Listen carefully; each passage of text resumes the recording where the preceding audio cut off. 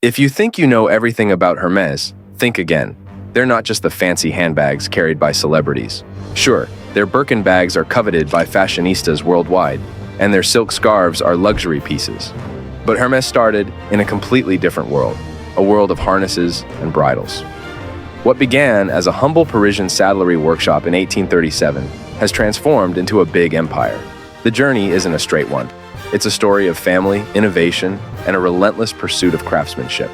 In this video, we'll see how Hermes not only survived but thrived through competition, economic downturns, and even a global pandemic. What was the beginning of Hermes like, and what is it like now? Let's find out.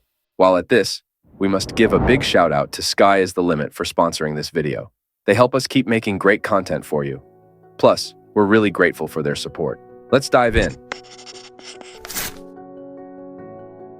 Thierry Hermès, the brain behind Hermes, was a man from two places. Born in Krefeld, Germany in 1801, his father hailed from France while his mother was German. Eventually, in 1828, the family set roots in France, where a young Thierry would go on to discover a talent that would forever alter the course of history.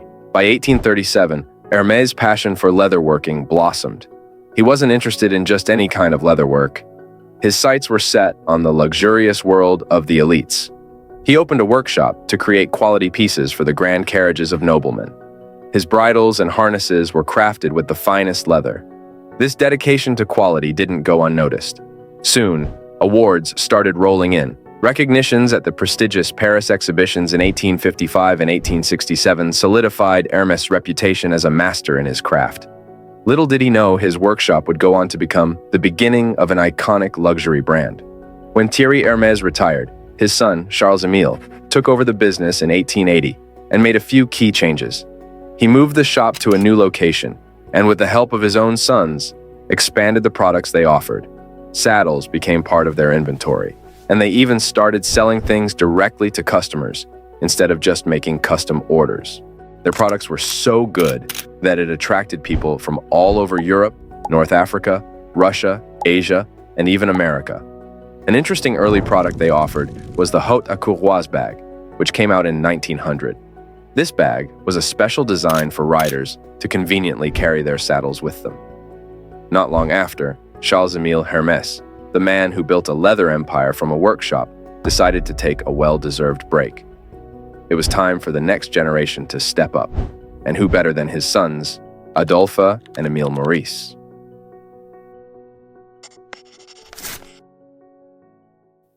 The two sons took over the company and renamed it Hermès Frères, Hermès Brothers. They didn't stop there, though. Émile Maurice, the go-getter of the two, had his eyes on a big client who was the Tsar of Russia. He crafted saddles so luxurious and well-designed that the Tsar of Russia was very pleased. Soon enough, word spread like wildfire, and Hermès Frères became the talk of the town. Business boomed, and by 1914, their workshop was full of activity, with over 80 skilled saddle makers working. But here's the thing, Émile Maurice wasn't a static man. He was very relentless and always on the lookout for a new trend. A new gadget called the zipper became viral, and Émile Maurice saw its potential right away. He got the exclusive rights to use zippers on all sorts of leather goods and clothes in France, and Hermès Frères became the first to bring this new closure to French fashion. The zipper really took off, so much so to the point that people started calling zippers fermeture Hermès, which meant the Hermès fastener. Moving on, the 1920s were a load of creativity for Émile Maurice. Now the sole leader, he wasn't content with just saddles and fancy zippers. He dreamt of transforming Hermès from a saddler to a full lifestyle brand. He launched lines of accessories and clothing, each piece with the same quality and craftsmanship that made their name famous. But all these ideas wouldn't have been possible without Émile Maurice's wife. One day, she vented her frustration about the lack of stylish and functional handbags. As a loving husband that Émile Maurice was, he didn't just listen to her, he took action. He decided to get busy and designed a collection of leather handbags himself. And just like that, from a simple request, a new chapter in the Hermès story started. He opened a big shop in America. A few years later, in 1929, Hermès unveiled their first collection of women's couture clothing. It was a bold move. a way to make everyone aware that they weren't just saddle makers. They were a brand for the modern woman, the kind that craved elegance. The 1930s became a bright era for Hermes creations. In 1935, they introduced the sac à dépêche, a beautiful leather bag designed to carry important documents. This bag became the famous Kelly bag, after the iconic Grace Kelly used it to shield herself from cameras. Normally, any other random human would have felt like they've achieved enough. But Hermes wasn't just another random human, which was why 1937 saw the birth of something that would become a fashion icon, the Hermes carré, a legendary silk scarf. These colorful squares with beautiful patterns became highly sought after. They were more than just an accessory. They gave every outfit an upgrade. The creative journey didn't end there. In 1938, Hermes added the chaîne d'encre bracelet and a riding jacket to their collection. Their design ideas were unlimited. They got inspirations from everywhere, like paintings, books, even everyday objects became muses for their designs. While America continued to request more Hermes products, the company itself remained hesitant to fully commit to a permanent presence across the Atlantic. Yet this growing demand planted a seed. Back in Europe, Émile Maurice Hermès, ever the keen observer with an eye for exceptional quality, was noticing a different kind of craftsmanship, and he decided to invest into wristwatches. Back then, wristwatches were adored, and Hermès didn't settle for anything less. In the mid-1930s, Hermès decided to take action. They didn't just rush into the watch business. They partnered with the best watch designer at that time, which was the Swiss watchmaker Universal Genève. Together, they created a whole collection of stylish wrist chronographs for men, and they were all in high quality. The ladies weren't left out either. Delicate Art Deco cuff watches adorned their wrists, some crafted from the same luxurious 18K gold, others in cool steel or platinum. Each watch, a tiny masterpiece, had the inscription Hermès, or Hermes Universal Genève, on the dial. The collaboration continued until the 1950s, when it ended. After Émile Maurice's death in 1951, the leadership was passed down to Robert Dumas.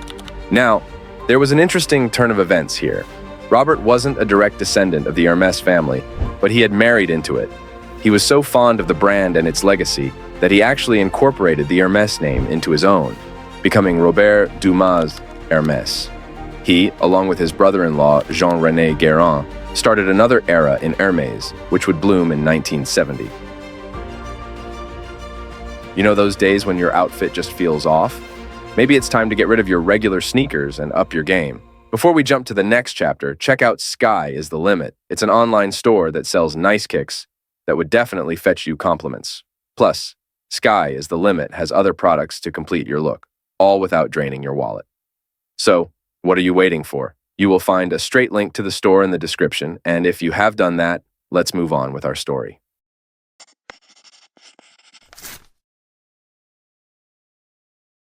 The 1970s was an era of growth for Hermès. Stores popped up all over the world. They were built in places as busy as Hong Kong and also places as beautiful as Paris.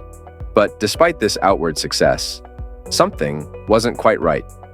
Hermès, known for their dedication to old-world craftsmanship, was starting to fall behind competitors who were embracing new synthetic materials. This shift in consumer tastes hit Hermès hard. Their workshops, usually alive with activity, fell silent for 2 whole weeks. No orders were coming in. It was a wake-up call, and luckily, the tide turned. People started craving the quality and natural materials Hermès offered, which was different from the mass-produced, artificial world. Hermès fragrances made with real ingredients were back in demand. This renewed appreciation for quality helped Hermès reclaim its place as a main geek in the fragrance industry. After the rebound, Jean-Louis Dumas, son of Robert Dumas Hermès, was hungry to learn. So he packed his bags and headed to New York City, where he landed a spot in the buyer training program at Bloomingdale's, a legendary American department store. After gaining knowledge about all he could about the American market, he joined the family business in 1964. By 1978, Jean-Louis noticed the company was struggling, stuck in its old ways. So, he made a bold move. He narrowed their focus. Hermès was already the best of 3 things: silk, leather goods, and ready-to-wear clothing. They couldn't abandon their heritage. They did what they could have done. They made new ideas. And the gamble paid off big time. Jean-Louis brought in designers like Eric Berger and Bernard Sands. Together, they brought out nice designs like python motorcycle jackets and ostrich skin jeans. It was still Hermes, but the snazzier version. Sales went up in this period from 50 million in 1978 to 460 million by 1990. But Jean-Louis didn't stop there. He knew Hermes needed to reach new customers, a younger crowd maybe. So, in 1979, he launched an ad campaign, and it was a big hit, introducing a whole new generation to the world of Hermes luxury.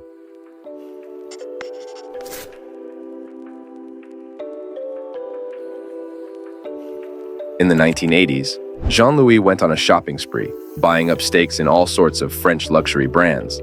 And it wasn't just about expanding their product line, they needed to secure their supply chain. They wanted to make sure the best materials and the finest craftsmanship were always within reach. By 1990, their collection had risen to over 30,000 pieces, with new stuff like porcelain and crystal joining the production. The company was growing so fast they needed a bigger workspace. So they packed up their workshops and design studios and moved them to a new spot just outside Paris called Pantin. Business was booming, and by 1993, Hermes decided to go public. They offered shares on the Paris Stock Exchange, and the shares sold out 34 times over. Now, Jean-Louis wasn't only concerned about making money, he also wanted to make sure the Hermes brand stayed exactly the way it was. So, he cut back on franchises, preferring to open company-owned stores where they could make decisions by themselves. This meant fewer stores overall, but way more control. Plus, they had a lot of cash to invest, and China kept reaching out. Their first store in Beijing opened in 1997. Jean-Louis was in charge of Hermes for almost 30 years. But after a long run, he decided to step down in 2006.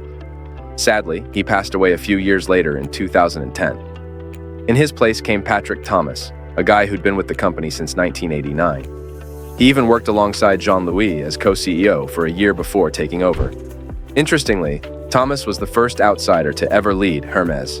And guess what? He did a fantastic job. By 2015, Hermes sales were booming. They made over 4 billion euros. This growth wasn't just in Paris, it was global.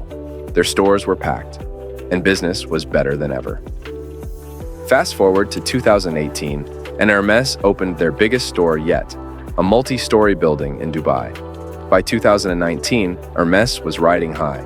They had managed to reach the top 33 most valuable brands in the world, according to Forbes. Just as Hermes was reaching a new height, COVID-19 swept across the world in 2020, and Hermes wasn't immune. Sales dipped 7%, and profits took a 9% hit. Europe, normally a big spender on luxury goods, went into lockdown mode. But there was a silver lining. By 2021, things were improving. Profits hit a record $2.4 billion, and sales topped $9 billion. They were even doing better than before the pandemic. Then came the war in Ukraine in 2022. Hermes's reaction to this, like many companies, was to close up shop in Russia with about 60 employees and 3 stores being affected. But guess what?